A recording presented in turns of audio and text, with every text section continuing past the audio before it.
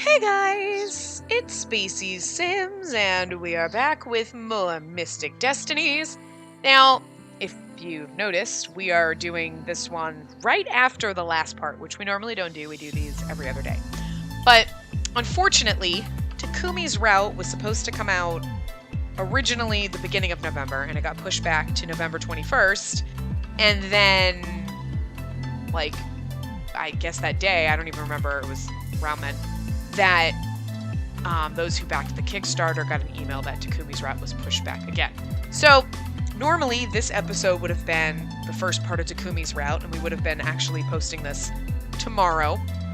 But since Takumi's route is not out, and I don't know when it's coming out, and I don't know if it's coming out this week, and I don't want to cross my fingers and hope it does and not have anything for you guys, I've decided that what we'll do until Takumi's route comes out is go back and play the other endings for Sho, Tetsuya, and Shinji. We're not going to do the epilogue. What we'll do is just the mystic, passionate, dark endings, whichever ones we didn't do. And then for Tetsuya and for Shinji, there's actually bad endings as well, which aren't in the thingies. So they don't show them in the chapters. You know, we can see these ones here. So I played all the way up to get these endings. I haven't read them, so I just played all the way through with a guide just to make sure I could get the endings. I don't know if Sho has any bad endings or not, because I can't seem to find any place where there's a walkthrough to get them. So we're just going to go through and do his mystic and his dark endings, because we did get the passionate ending with Sho. And then Tetsuya will do the passionate ending, the dark ending, and then his two bad endings, and then we'll go on to Shinji. And I'll be posting these up daily, starting today. So the rest of this week, all of next week will be Mystic Destinies in this same time slot. And then on the 12th, we'll have the last episode, which should be Shinji's Bad Route 3. Unless the routes take a long time, because I think for one of Shinji's endings, it spans a couple of chapters. So we might have to play that a couple of parts. I don't know. We'll see when we get to them. We might just have long parts. I'm hoping at that point then Takumi's route will be out. So I'm hoping it'll come out. I'm hoping it'll come out this week, but they've already pushed it back twice. So I don't want to say, yeah, we're totally going to do it, and then it doesn't happen. Or I don't have space. I do have another game that I had already started recording that I was going to, start playing and would be posting today. But since Takumi's route's not out, I was like, well, if we started doing the other endings, and there's, 9 of them? If we started doing that and doing every other one, then we're going to push this sometime into mid-December. And I was like, well, if we finish... Well, still going to go into mid-December, I guess. It's just not nearly as bad. So I was like, well, you know what? Let's just not do the epilogues for the guys. Let's just do the other endings. When Takumi's route comes out, then we'll start his, and then we'll mix in and go back to our every other day one. But this will just be to fill space until his path comes out, so that we're not, hey, we're just going to hold off. And since we decided that we were going to go back and do the other endings, I just figured this would be a good time to do them now. So we'll catch up on them, and then when we go through Takumi's route, we'll just play his other endings right after his path, and the same with Hikaru. Then once the game is completely released and we've finished Hikaru and all his endings, then we'll go back through and do the epilogue. So for each guy, because then the epilogues are usually so many months later or a year later or something, so that'll be kind of cool. It'll be like a refresher, a year later. Oh right, it feels like it's been a year since we played it, which, if you think about it, it's been a long time. And by the time that happens, it'll be January, so it'll be next year. Okay, anyway. So we are going to jump right in, and we are going to go into Sho's mystic ending. Yes, so here we go. And actually, before I do that, let me actually go back and get... There is one question in the mystic ending. There is something like an answer, so I want to make sure that I have the right... I don't know if it really matters in the final chapter, what you answered the question, but I'm going to make sure that I do it anyway, so. I absently stare out the window, watching the puffy white clouds gently float by in the crisp blue sky. It's been a little over 3 weeks since the events at Carroll Mansion, and life is mostly back to normal. So, in case you forgot, we were fighting with Julius and whatnot, and Sho kind of rose up as the Dark Phoenix. However normal it might be to live surrounded by magic. Okay, wait, what? However normal it might be to live surrounded by magic. And life is mostly back normal. However normal it might be to live surrounded by magic. Okay. It's just because I paused and I didn't read that. I'm a little sick right now, so my brain's not... And I'm running on, like, almost no sleep, so... I saw and glance around. The place is completely devoid of any customers. Seems like today's shift is going to be pretty uneventful then. Without anything else to do, my thoughts drift to Sho. Over the past weeks, we've been seeing each other every day. And it wasn't that I was unhappy. It's just that there was something that has been bothering me. Sho has been hiding something from me. No matter how many times I continue to ask, he refuses to tell me anything, simply stating that it's meant to be a surprise. I sigh again. Only Shinji and I are working today. Although calling it work might be a little generous, as we're just sitting behind the counter together waiting for anyone to come in. He hums a gentle melody of some sort, and I could swear it sounds vaguely familiar. Hey, Shinji? He glances at me with a smile playing on his lips and turns in his chair to face me. Shinji turns in his chair to face me. Didn't she just say that?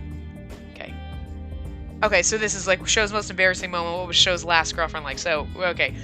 I don't know if you necessarily have to, but in the walkthrough it asks what was Sho like in high school, so that's what we'll go to. Well, what was Sho like in high school? Well, he was pretty popular. I'm pretty sure he even had a sort of following of girls. Though I doubt he ever realized it himself. Of course, because he's adorable. He chuckles. Huh, so he had a fan club? No, not exactly. He's always been a very talented actor, even back when we met. And people could easily recognize it. Plus, you know how friendly he is. He pretty much got along with the whole school. Shinji suddenly stops mid-sentence. I'm about to ask him what's wrong when he pulls his phone out of his pocket. Sorry, one sec. He mumbles as he unlocks his phone. Oh, just a text. Shinji quietly reads it and starts laughing. Whatever it is, it must be quite amusing. He looks up at me with a grin. Go get changed out of your uniform. Huh? Why? Just do it. You'll see soon enough. Okay then. Like, you wouldn't think that, oh, obviously Sho is showing up. Come on. Come on. Shinji, who is his roommate and his best friend, is like, hey, go change out of your uniform. Why? Oh, never mind. I decide to just go with it and quickly go get changed into my normal outfit. When I come out of the break room, Shinji only gives me a quick glance. Perfect. Now you can go wait outside. Okay? Utterly confused, I comply nonetheless and make my way outside. I barely make it out the door when I hear it.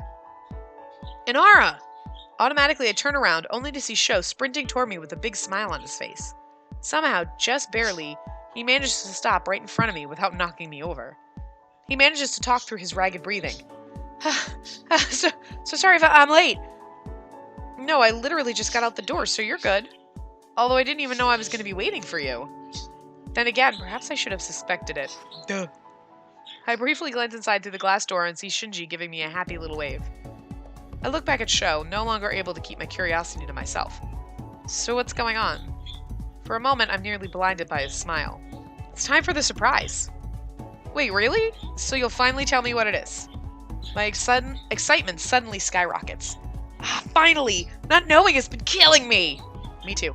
Sorry, but no. I still can't tell you. I don't want to ruin it. I pout internally. He takes my hand and starts leading me somewhere. Sho ended up leading me to Hagawara's campus and taking me to the roof of one of the buildings there. The autumn sunshine shines gently down on us. Huh, why here? Sho lets go of my hand and turns to face me. Are you ready? For what? Ready? For what? What are we even doing here? Instead of a response, Sho laughs and points toward one of the signs. Landing area, please watch out for landing individuals' objects. Oh. In a brilliant flash of light, Sho suddenly transforms right in front of me. Pretty. I blink to chase away the momentary blindness. I mean, I gotta be honest, when they change into their, like, supernaturally kind of form, they're kind of beautiful. Like, all of them. It's like, hi, look at you all pretty with your wings and stuff. Your sexy bed-tousled hair. What? When I finally get a good look at Sho, I can't help but gasp. His wings, I never noticed how big they are. Okay, girl, let's simmer down a little bit there. During the battle, I was far more interested in the mere fact that he was alive, so I didn't quite focus on any of his extra appendages. Leave it to me to read something inappropriate in that. The show fidgets under my gaze. I could swear I see a blush creeping onto his cheeks. I've been practicing flight all this time. I didn't want to tell you until I could actually do it right. I wanted the first time you flew with me to be special. That was the surprise? He's been practicing? For me? Oh, show. That's so sweet. I feel a little scared at the thought of flying, but I know that I can trust Show. I give him a little nod, and he easily swoops me up in his arms, just the way he had at the end of the battle. Come to think of it, isn't this what they call bridal style? I wrap my arms around his neck. His wings start flapping, creating a powerful gust of wind around us. I look down and see the dust swirl around us right before Show suddenly takes off into the sky. With me securely in his arms, Show flies up into the sky until we're high above the city. I look over Show's shoulder and hold back a shudder. We're so high. Despite my own uneasiness, I can't help but be amazed at how small everything looks below us. Do you like it? Show's breath tickles my ear. I hold back a giggle. Yes, it's absolutely amazing, Show. Then I realize something. We're so high up, and yet I don't feel cold in the slightest. Shouldn't it be colder up here? I glance at Show's face. He looks so focused. And that's when it hits me. Show's body is so warm that it keeps me warm too. Ugh, personal furnace. We've just been flying for a while before I notice that Show seems to be flying somewhere in particular, rather than just flying me around. Hey, Show, where are we going? The question slips out almost as soon as I realize it. He gives me a short glance and grins. That's actually the second part of the surprise. I'm taking you somewhere super special. You'll see it soon enough. I know he won't tell me anything else, so I nod and turn my focus onto the brilliant sights around and under us. What happens if anyone actually sees us? Won't you be in trouble? Don't worry, we're safe. Even if anyone does look up, we're way too high to actually see. At worst, we'll just look like a random bird. We lapse into comfortable silence as I marvel at how quiet it is up here. I'm starting to wonder if we'll reach our destination anytime soon when I see something. As we come closer, I gasp. Right in front of us, floating in the clouds, is a garden. How is that? What? Even in my mind, I find it hard to form words. It's so pretty! It's like the Airbender temple. Okay, just gonna stop right there. Show lands on the edge of the garden and gently places me down on the grass. But look at the waterfall! How do the people below know? They're like, hey, I'm constantly raining where I live. Momentarily, I stumble, as if my feet weren't quite expecting to feel the solid ground. What is this place? How can it just float in the sky? How did you know about it? Is it safe? What? Okay, slow down. Show laughs as I stop my rapid-fire questions to breathe in. This place is called the Celestial Garden. It can only be reached by the winged ones, which is something that mostly meant phoenixes before everyone lost their wings. Once it was a place for meditation and self-reflection. It's a place of peace and safety. It's where the ancient phoenixes would meet during tumultuous times because violence of any kind was forbidden here. Taking my hand, he leads the way through the beautiful garden. I'm blown away by how elegant and majestic the place is. With fountains, numerous statues, and neatly kept greenery, it reminds me of some of the descriptions of Elysium that I've once read. As we walk through the garden on one of the many stone paths, Show continues his explanation. During the golden age of the phoenixes, the Celestial Garden was used as a place of worship. During that time, there was even a temple here where the celestial priests resided. Do you think that the temple might still be around here somewhere? I'm not sure. It's been so long that it might only be a ruin now. I don't think I ever asked this before, but what exactly did the phoenixes worship? Well, we still worship the same thing, the stars. I think they worship the sun. I don't know, because they're like on fire, and so is the sun. I guess stars are kind of gaseous balls of fire too, so whatever. Phoenixes were first created from the fire of the stars, and they're still considered to be the guardians of phoenix kind. Actually, this is where ancient phoenixes would come to feel closer to our creators.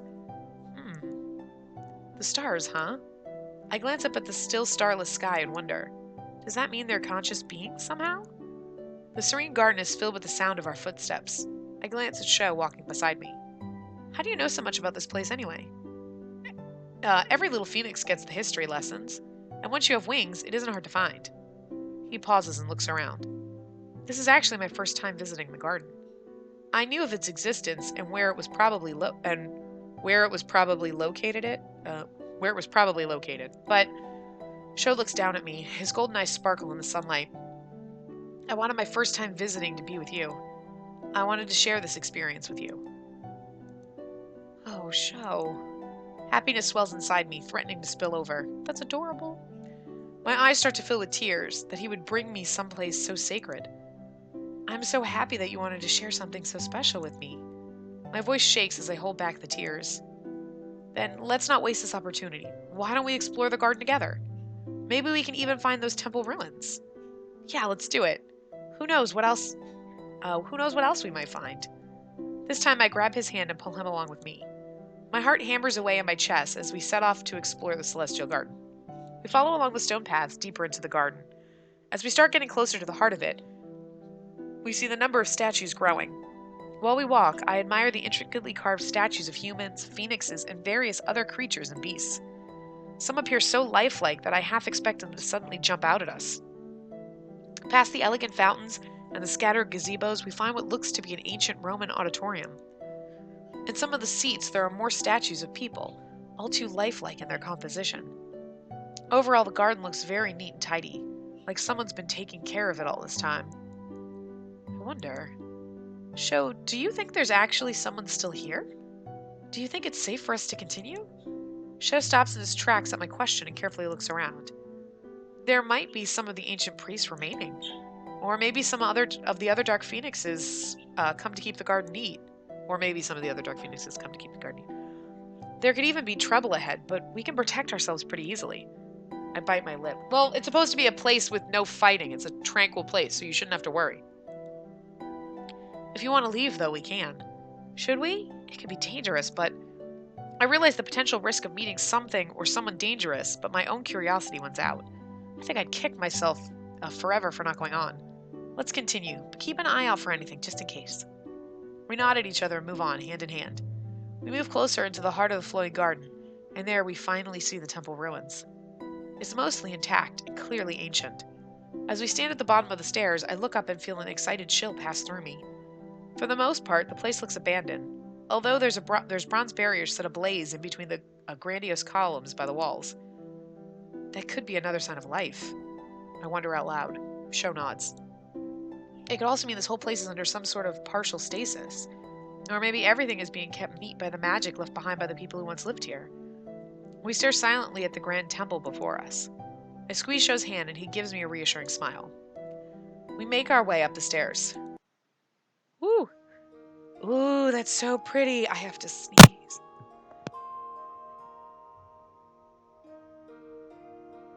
Sorry.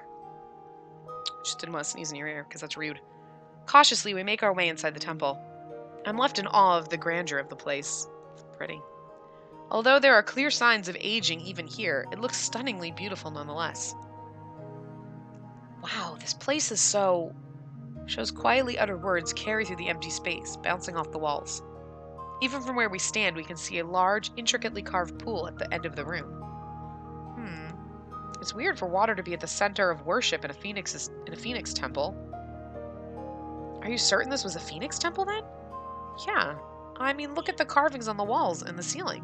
Phoenixes and fire everywhere. Let's go check it out then. We move closer only to find something entirely strange. The pool isn't filled with water. In fact, it's difficult to find words to describe the unusual substance. Black like the night, it's filled with countless tiny star-like sparkles. And we're Sparkles the unicorn. Shimmering, they swim and dance in the darkness, as if in water. How pretty.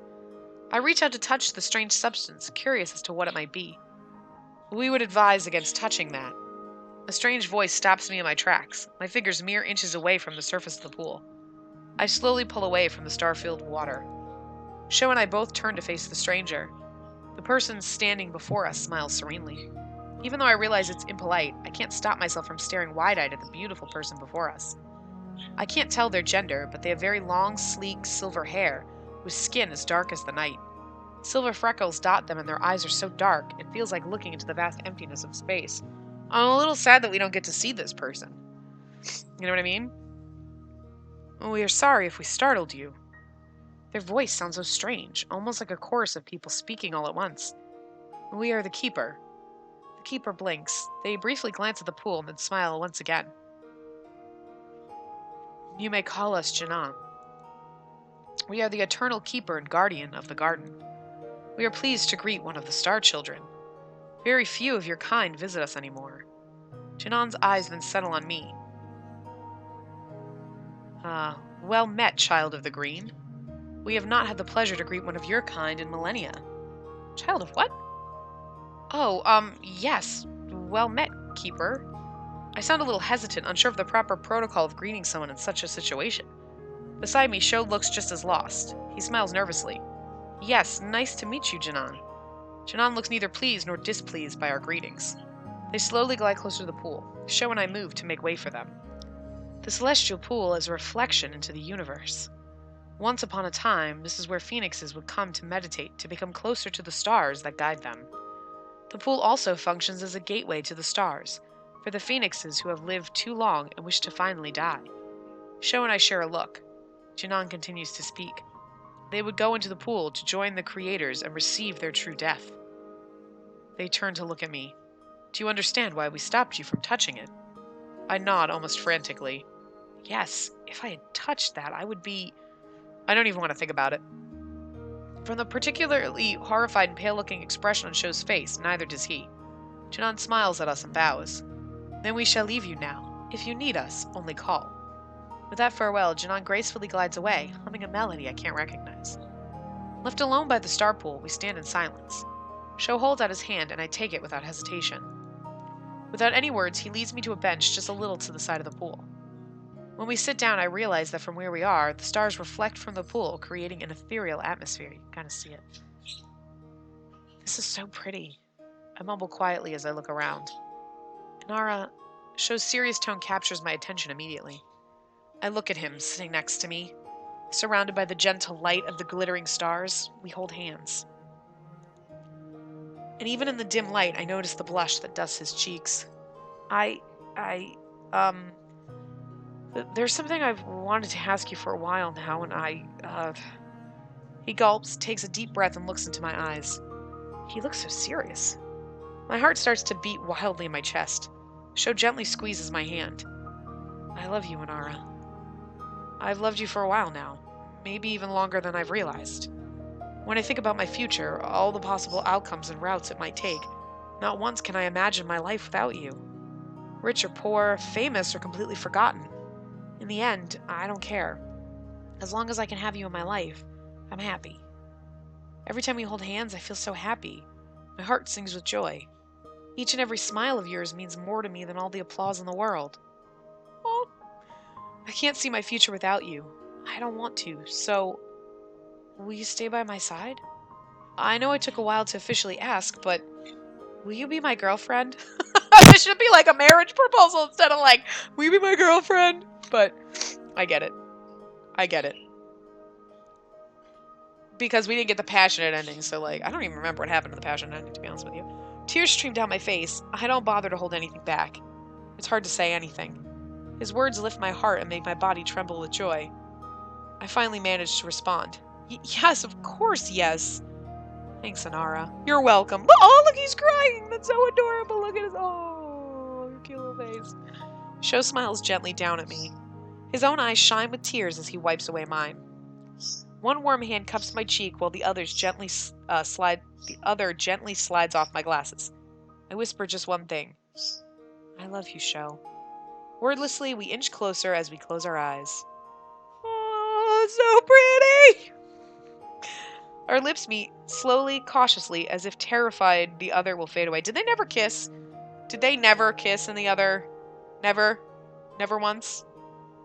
I mean, I know she kissed Tetsuya like once, and then Shinji, it was like straight into the sack, but like, I figured she'd have kissed Sho, and I just can't remember if they didn't. The kiss is so gentle, so soft that I can barely be sure it's there. Gradually, it deepens as he pulls me closer, his lips pressing into mine. In his touch is a kind of desperation that feels as if he'll never let me go. For what seems like an eon, mystic destiny, serendipity of Aeons. We remain this way, euphoric in each other's arms. Yeah, that's a word most people use. And under the light of the billions of shining, shimmering stars, we affirm our love for each other over and over. That sounds inappropriate. He just needed fires. He's got his We can't listen to the song. But I want to see if we've got everything. Let's see what we have for shows. That's... Aww. We're missing that one. That's obviously for the dark ending. But anyway, so that was the mystic end. But like, we affirm our love over and over. I'm sure it's just like kisses and just telling each other, but it just sounds wildly inappropriate considering the fact that there's like a guardian of the corn, guardian of the garden floating around like, hi guys, knock it off. You know, I know it's not Shinji, so it's fine. But anyway, so that was Shou's mystic path.